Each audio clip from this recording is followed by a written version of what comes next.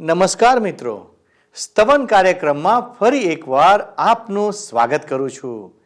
આ દિવસોમાં આપણે પવિત્ર ગ્રંથ બાઇબલમાંથી ગણનાના પુસ્તકનો અભ્યાસ કરી રહ્યા છીએ. ઇસ્રાયેલીઓ સાથે ઈશ્વરના વ્યવહારમાંથી આપણા જીવનના રહસ્યો શીખવા બાબતે આજે ગણનાના પુસ્તકના 9મા અધ્યાયની 20મી કલમથી લઈને 10 અને 11 અધ્યાયોનો અભ્યાસ કરીશું. તેમાં આપણે તેમના પ્રસ્થાન પહેલા રણશિંગડા વગાડવા સંબંધી અભ્યાસ કરીશું.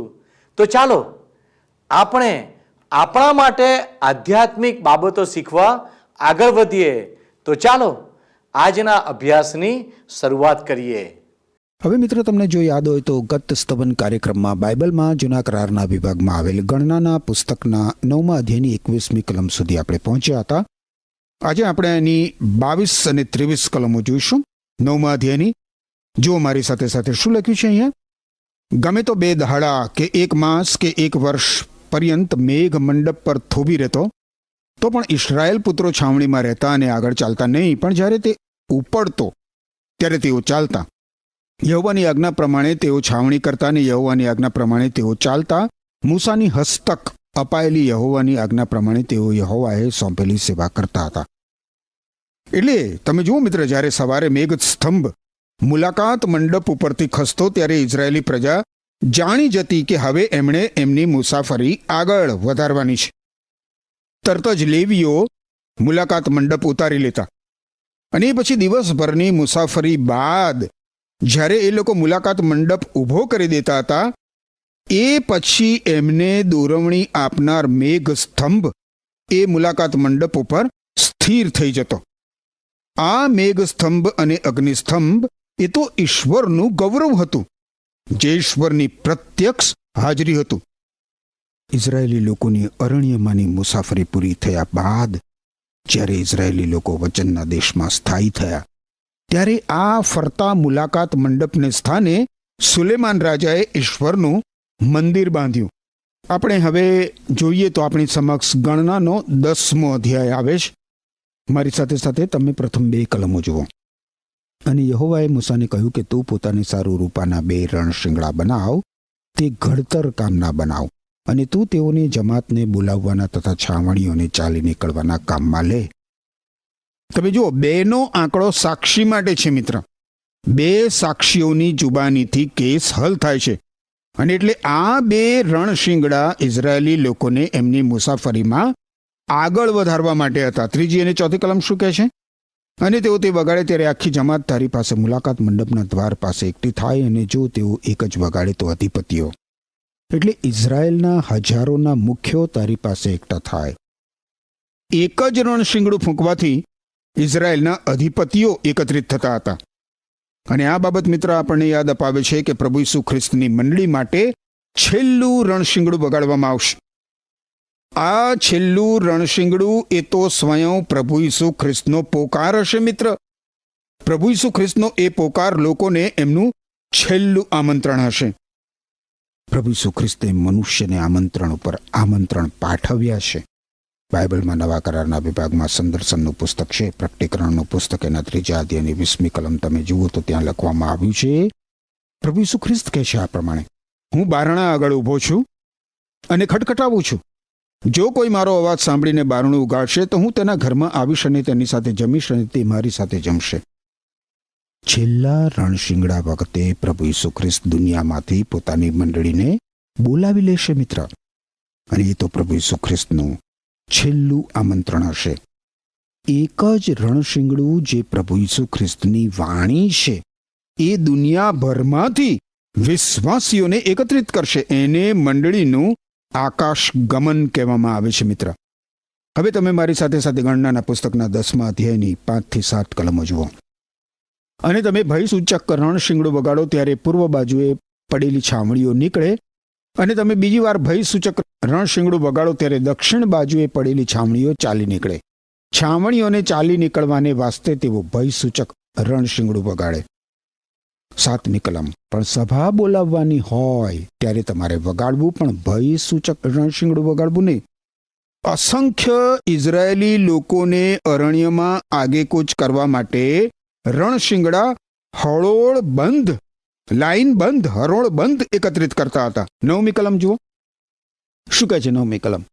અને જ્યારે તમે પોતાના દેશમાં તમારા ઉપર જુલમ કરનાર શત્રુઓની સામે યુદ્ધ કરવા જાઓ ત્યારે ભયસૂચક રણશીંગડા વગાડો અને યહોવા તમારા દેવની હજુરમાં તમારું સ્મરણ કરવામાં આવશે અને તમે પોતાના શત્રુઓથી બચાવ પામશો. રણશીંગડાનો બીજો ઉપયોગ તમે જુઓ છો ને મિત્ર, પ્રજાને યુદ્ધ માટે સત્તેજ કરવાનો હતો. 10મી કલમ. અને તમારા ઉત્સવને દિવસે તે તમારા મુકર્રર પર્વો ને તમારા માસોના આરંભમાં તમે તમારા દહનયાર્પણો પર તથા તમારા શાંત્યાર્પણોના યજ્ઞો પર રણશીંગડા વગાડો અને તેઓ તમારા દેવની હજુરમાં તમારે સારું સ્મરણાર્થે થશે. હું યહોવા તમારો દેવ છું. હવે રણશીંગડા ફૂંકવાના પ્રસંગોમાં અમુક ખાસ પર્વો અને સમયોનો પણ સમાવેશ થતો હતો. ઉદ્ધાર સૂચક ધાતુ રૂપાના બનેલા આ રણશીંગડા ઉદ્ધાર પામેલા લોકો માટે આમંત્રણનો સૂર કાઢતા હતા. ઈશ્વર ઇઝરાયેલી પ્રજાને આ રીતે અરણ્યની મુસાફરીમાં દોરવણી આપતા હતા. અરણ્યમાં કઈ રીતે આગળ વધવું એના સંકેતો ઇઝરાયેલી પ્રજાને એ રીતે મળતા હતા. 11મી અને 12મી કલમમાં લખ્યું છે. અને બીજા વર્ષના બીજા માસને 20મે દિવસે એમ થયું કે સાક્ષ્યના મંડપ ઉપરથી મેઘ ઉપડ્યો અને ઇસ્રાયેલ પુત્રો સિનાઈના અરણ્યમાંથી પોતાની મજલ પર ચાલી નીકળ્યા અને પારાનના અરણ્યમાં મેઘ થંભ્યો. ઇસ્રાયેલી લોકો સિનાઈ પાસે ઈશ્વરનો નિયમ મેળવવામાં 1 વર્ષ થોભ્યા હતા મિત્ર. હવે રૂપાના રણશીંગડા માટેની સૂચનાઓ આપી દેવામાં આવી છે. રણશીંગડા બનાવી દેવામાં આવ્યા છે અને હવે રણશીંગડા ફૂંકાઈ પણ ગયા છે અને ઇઝરાયેલી લોકો એમની અરણ્યની મુસાફરીનો આરંભ કરવા માટે તૈયાર થઈ ગયા છે. આ અધ્યાયમાં મિત્ર બહુ જ ઝીણવટભરી સૂચનાઓ આપવામાં આવી છે. એક વહેલી સવારે મેઘ સ્તંભ ખસવા લાગે એટલે ઇઝરાયેલી લોકો પોતાની છાવણી ઉઠાવી લે. દરેક કુટુંબ પોતપોતાની ચીજ વસ્તુના પોટલા બાંધી લે. મુલાકાત મંડપ ઉતારી લેવામાં આવે અને પછી મેઘ સ્તંભ અરણ્યની મુસાફરીમાં ઇઝરાયેલી પ્રજાને આગળ દોરે. એ જ પ્રમાણે મિત્ર, એ જ પ્રમાણે આજે પ્રભુ ઈસુ ખ્રિસ્ત અરણ્ય રૂપી આ દુનિયામાં પોતાની મંડળીને આગળ દોરી રહ્યા છે. ગણનાનું પુસ્તક 10મો અધ્યાય 29મી કલમ.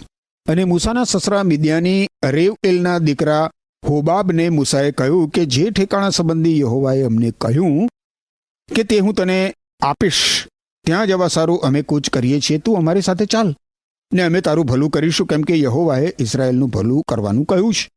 અહીં મિત્ર મૂસાની એના સસરા સાથેની મુલાકાત અને મૂસાએ એના સસરાને આપેલા આમંત્રણની નોંધ કરવામાં આવી છે. અને આ બાબતને પ્રભુ ઈસુ ખ્રિસ્તની મંડળી સાથે લાગુ પાડી શકાય એમ છે. આજે મિત્ર આપણે આ દુનિયામાંથી એક મુસાફર તરીકે પસાર થઈ રહ્યા છીએ. અહીં આપણે અરણ્યમાં છીએ, પણ આપણે પ્રભુ ઈસુ ખ્રિસ્તની સાક્ષાત હાજરીના માર્ગ ઉપર ચાલીએ છીએ. પ્રભુ ઈસુ ખ્રિસ્તે પણ આપણને મૂસાની જેમ આમંત્રણ આપ્યું છે કે તું મારી સાથે ચાલ, તું મારી સાથે ચાલ. અને એટલે મિત્ર હું તમને કહેવા માંગુ છું કે જો તમે હજી પ્રભુ ઈસુ ખ્રિસ્ત પર વિશ્વાસ કરીને ઈશ્વરના સંતાન બન્યા નથી અને પ્રભુ ઈસુ ખ્રિસ્તને માર્ગે પ્રયાણ કરી ચૂક્યા નથી, તો પ્રભુ ઈસુ ખ્રિસ્ત તમને વ્યક્તિગત આમંત્રણ આપતા કહે છે કે તું મારી સાથે ચાલ.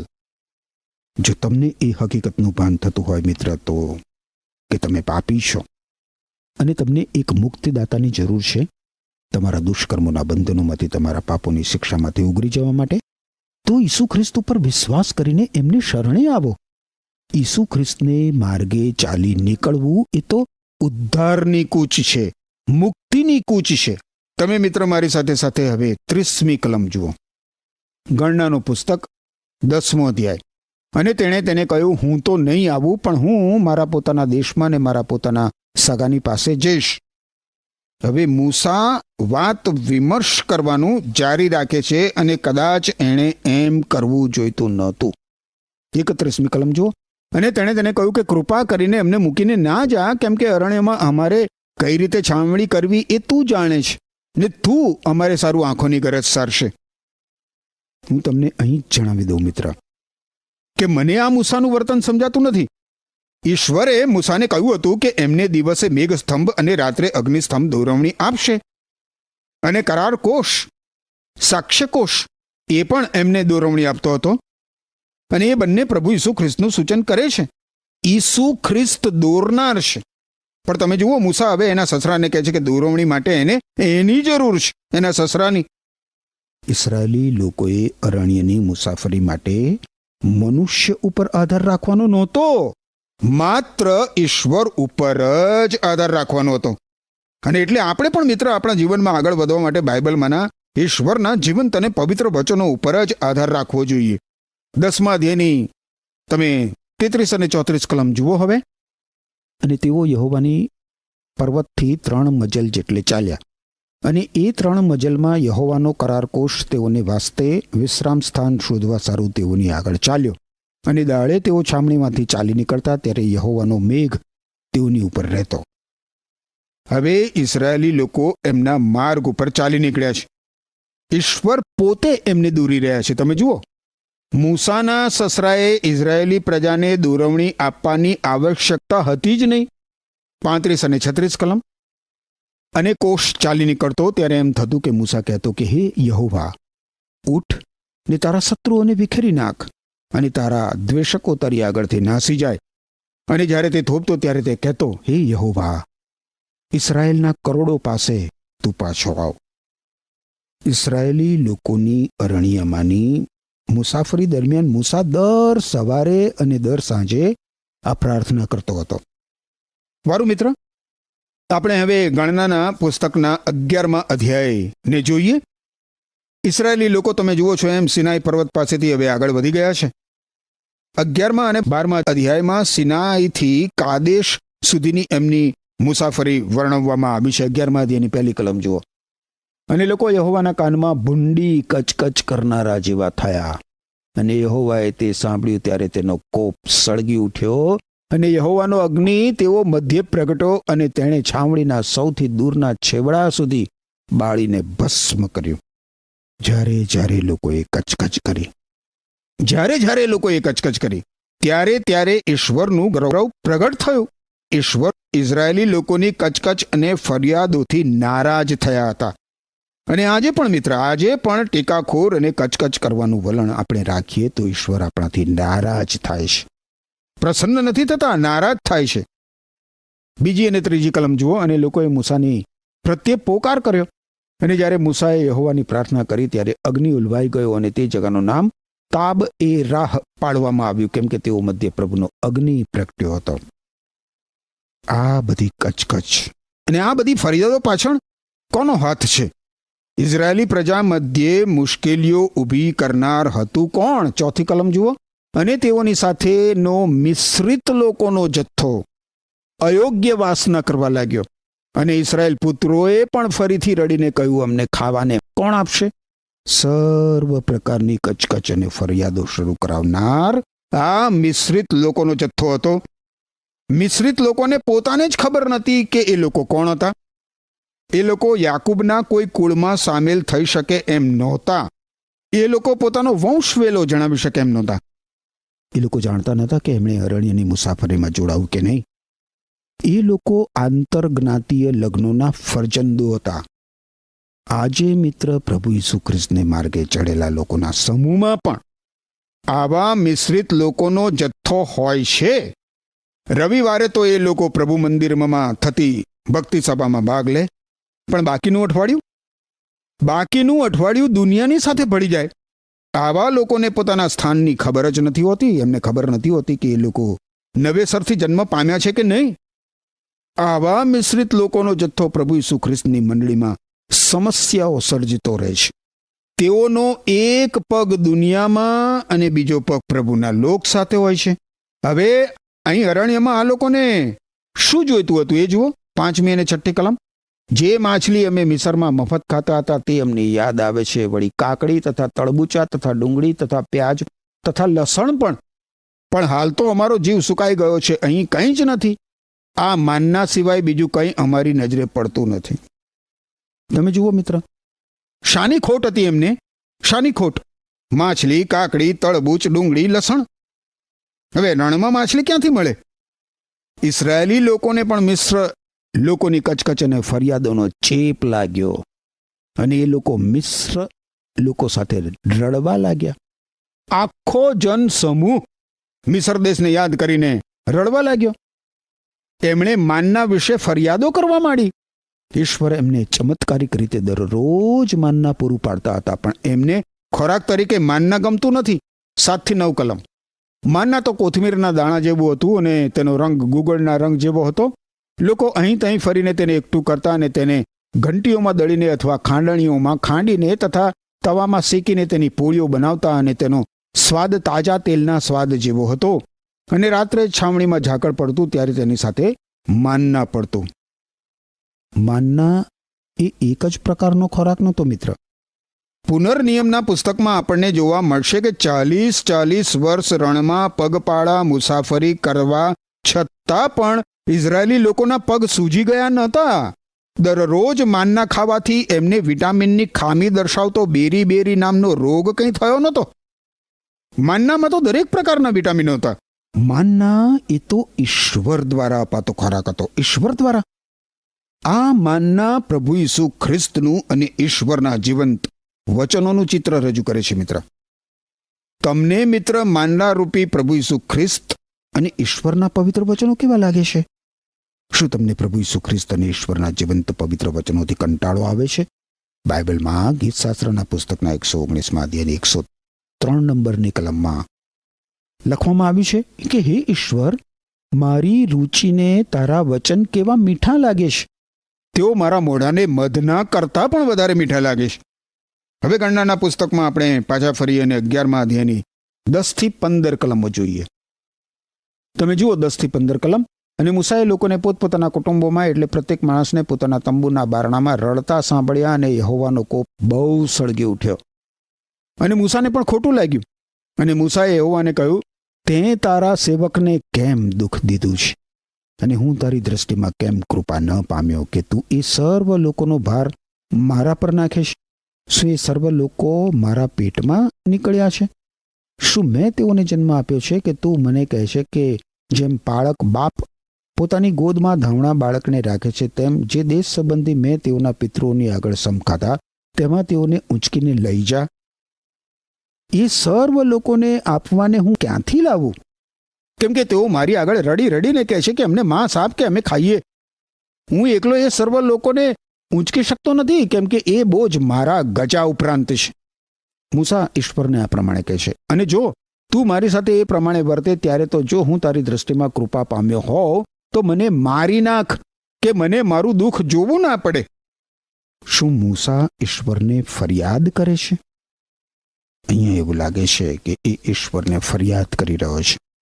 આ મૂસા સંપૂર્ણ નહોતો. મૂસા તો મારા તમારા જેવો એક સામાન્ય મનુષ્ય હતો મિત્ર, અને ઈશ્વર એનો જબરજસ્ત ઉપયોગ કરી રહ્યા હતા. 16મી કલમ. અને યહોવાએ મૂસાને કહ્યું, ઇસ્રાયેલના વડીલોમાંના 70 માણસ કે જેઓને તું લોકોના વડીલો તથા તેઓના ઉપરીઓ તરીકે ઓળખે છે તેઓને મારી રૂબરૂ એકઠા કર અને મુલાકાત મંડપની પાસે તેઓને લાવ કે તેઓ ત્યાં તારી સાથે ઊભા રહે. મૂસાએ ઈશ્વરને આ રીતે ફરિયાદ કરીને ભૂલ કરી. સાચી વાત છે. મૂસાએ ઈશ્વરને કહ્યું કે એ પોતે આ લોકોનો ભાર ઊંચકતો હતો, પણ ખરેખર તો એવું નહોતું. ઈશ્વરે એને ક્યારેય આ લોકોનો બોજ ઊંચકવાનું કહ્યું નહોતું, કારણ કે ઈશ્વર પોતે આ લોકોનો અને મૂસાનો પણ બોજ ઊંચકતા હતા. પણ મૂસા પૂરેપૂરી રીતે ઈશ્વર ઉપર અવલંબતો નહોતો. અને એટલે ઈશ્વર હવે મૂસાને કહે છે કે વારું મૂસા, તારે અન્ય લોકોની મદદ જ જોતી હોય તો હું તને એ પૂરી પાડીશ. બહુ ધીરજપૂર્વક, બહુ જ કૃપાયુક્ત રીતે ઈશ્વર મૂસાને સહાયકો પૂરા પાડે છે. ઈશ્વર મૂસાના સહાયકો તરીકે 70 વડીલો નિયુક્ત કરે છે. અને મિત્ર, ઇતિહાસ પ્રમાણે આ 70 વડીલોની વ્યવસ્થા પ્રભુ ઈસુ ખ્રિસ્તના દિવસ સુધી ચાલી રહી, જે યહૂદીઓની ન્યાય સભા તરીકે સેહાન્દ્રીન તરીકે ઓળખાતી હતી. અને એક રાત્રે એકઠા મળીને એમણે પ્રભુ ઈસુ ખ્રિસ્તને મારી નાખવાનું કાવતરું ઘડી નાખ્યું. વારું આપણે 17મી કલમ હવે જોઈએ. ગણનાનું પુસ્તક 11મો અધ્યાય. અને હું ઉતરી આવીશ, ઈશ્વર કહે છે મૂસાને આ પ્રમાણે, અને હું ઉતરી આવીશ ને ત્યાં તારી સાથે વાત કરીશ, અને મારો જે આત્મા તારા પર છે તેમાંનો લઈને હું તેઓના પર મૂકીશ, અને તેઓ તારી સાથે લોકોનો ભાર ઊંચકે, કે તારે એકલાને તે ઊંચકવો ન પડે. ઈશ્વરે મૂસાને ઇઝરાયેલી લોકોને દૂર બોલાવ્યો હતો, અને એ કામ કરવા ઈશ્વર મૂસાને સામર્થ્ય અને તાકાત આપવાના હતા. ઈશ્વર હંમેશા એવું જ કરે છે. ઈશ્વર ક્યારેય કોઈને એની તાકાત બહારનું કામ સોંપતા નથી. ઈશ્વર એમના લોક પર હદ બહારનો બોજ મૂકતા નથી. ખેર, આગળ જુઓ 18-20 કલમો. ઈશ્વર મૂસાને કહે છે, અને તું લોકોને કહે કે તમે કાલને સારું પોતાને શુદ્ધ કરો ને તમે ખાશો, કેમ કે તમે યહોવાના કાનોમાં રડીને કહ્યું કે અમને ખાવા કોણ આપશે? કેમ કે મિસરમાં અમારે વાસ્તે ઠીક હતું, એ માટે યહોવા તમને માંસ આપશે ને તમે ખાશો. 1 દિવસ કે 2 દિવસ કે 5 દિવસ કે 10 દિવસ કે 20 દિવસ સુધી તો નહીં, પણ એક આખા માસ સુધી તમે તે ખાશો, એટલે સુધી કે તે તમારા નસકોરામાંથી પાછું નીકળે ને તમે તેનાથી કંટાળી જશો. કેમ કે યહોવા જે તમારી મધ્ય છે તેનો તમે નકાર કર્યો છે, ને તેની આગળ રડી રડીને કહ્યું છે કે અમે મિસરમાંથી કેમ નીકળી આવ્યા. આ ઘટના વિશે ઈશ્વરનો આત્મા જે વાત કરે છે એ જોવા જેવી છે મિત્ર. ગીતશાસ્ત્રનું પુસ્તક 106 અધ્યાય એની 15મી કલમમાં નોંધવામાં આવ્યું છે. ગીતશાસ્ત્રનું પુસ્તક 106 અધ્યાય 15મી કલમ. તેણે તેઓની માગણી પ્રમાણે તેમને આપ્યું. ઈશ્વરે લોકોની માગણી પ્રમાણે લોકોને આપ્યું, પણ લોકોને આધ્યાત્મિક નુકસાન થયું. ઈશ્વરે આ લોકોની વિનંતીનો ઉત્તર આપ્યો, પરંતુ આ લોકોને આત્મિક નુકસાન થયું. મિત્ર, આપણે આભાર સ્તુતિ સહિત ઈશ્વરને આપણી વિનંતી જણાવવી જોઈએ. મોટા ભાગે ઈશ્વર આપણને નકારાત્મક ઉત્તર આપે, જે સર્વોત્તમ ઉત્તર છે મિત્ર, નકારાત્મક. કારણ કે ઘણી બધી વાર આપણે ઈશ્વર પાસે એવી ચીજ વસ્તુઓની માગણી કરતા હોઈએ છીએ કે જે આપણા માટે સર્વોત્તમ નથી હોતી. જો આપણે કચકચ કરીએ ઈશ્વર સમક્ષ અને કાતકલુદી કર્યા કરીએ, વિનવણીઓ કર્યા કરીએ, તો ઈશ્વર આપણી પ્રાર્થનાનો ઉત્તર આપે. પરંતુ યાદ રાખો, આપણને આત્મિક નુકસાન થાય. હવે તમે 21 અને 22મી કલમ જુઓ. અને મૂસાએ કહ્યું, જે લોક મધ્ય હું છું તેઓ 6 લાખ પાયદળ છે, અને તે કહ્યું છે કે હું તેઓને એટલું બધું આપીશ કે તેઓ એક આખા માસ સુધી તે ખાશે. શું તેઓને બસ થાય તે સારું ઘેટા બકરા તથા ઢોર ઢાંકના ટોળા, કે તેઓને બસ થાય તે સારું સમુદ્રના સગળા માછલા એકઠા કરવામાં આવશે? મૂસા ઈશ્વરને પૂછે છે કે ઈશ્વર તમે કઈ રીતે આ કાર્ય કરવાના છો? 23મી કલમ. અને યહોવાએ મૂસાને કહ્યું કે શું યહોવાનો હાથ ટૂંકો પડ્યો છે? મારું વચન તારા પ્રત્યે પૂરું થશે કે નહીં એ તું હવે જોઈશ. ઈશ્વર મૂસાને કહે છે કે એ પોતે પોતાનું બોલેલું પૂરું કરશે. અને એમ મિત્ર તમે જોશો તો 35મી કલમ સુધી ઈશ્વર મૂસાની સાથે અને ઇઝરાયેલી પ્રજાની સાથે આવો જ વ્યવહાર કરે છે. અને આજે ઈશ્વર આપણને કહે છે, એમણે જે વચનો આપણને આપ્યા છે એ આપણા જીવનમાં ઈશ્વર પરિપૂર્ણ કરશે જ કરશે. વિશ્વાસ રાખો. વિશ્વાસ રાખવા માટે ઈશ્વર તમને કૃપા આપો. આમીન. વહાલા મિત્રો, આજે આપણે શીખ્યા કે પવિત્ર ગ્રંથ બાઇબલ પુનરુત્થાનના દિવસ વિશે વાત કરે છે. જ્યારે છેલ્લું રણશીંગડું વાગશે તે દિવસે બધા જેઓ ખ્રિસ્તમાં ઊંઘી ગયા છે તેઓ મુએલામાંથી પાછા ઉઠશે, અને ખ્રિસ્તમાં સાચા વિશ્વાસીઓ જેઓ જીવંત છે તેઓ વાદળામાં પ્રભુ ઈસુને મળવા માટે ઉચકાઈ જશે.